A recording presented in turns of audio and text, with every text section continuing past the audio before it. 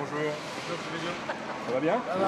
Un petit air de campagne municipale. Il est vrai que dans sa besace, le candidat d'opposition Noël Bollio apporte le soutien de l'UMP, l'UDI et des diverses droites. Une droite qui construit un projet et qui ne manquera pas de parler de sujets qui fâchent en temps de crise. Le maire de Cognac, depuis le début du mandat, a augmenté la pression fiscale de 38% en 5 ans.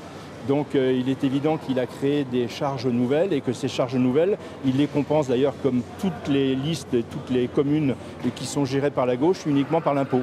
Donc ce n'est pas du tout notre principe, c'est aussi de vouloir faire des économies sur un certain nombre de postes et de voir également comment on peut travailler différemment avec la communauté de communes. À droite, toujours, Jérôme Mouot annonce son retrait de la vie politique cognacaise. Après les prochaines municipales, l'ancien maire UMP de Cognac, battu en 2008, sera libéré de tout mandat et gardera tout au plus une position d'observateur.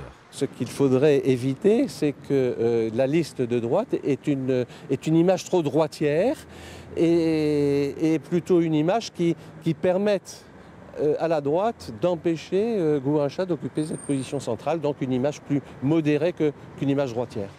La position centrale dont parle Jérôme Mouot à propos de Michel Gourinchas, c'est son ouverture à des personnalités qui auraient une image centriste ou de droite.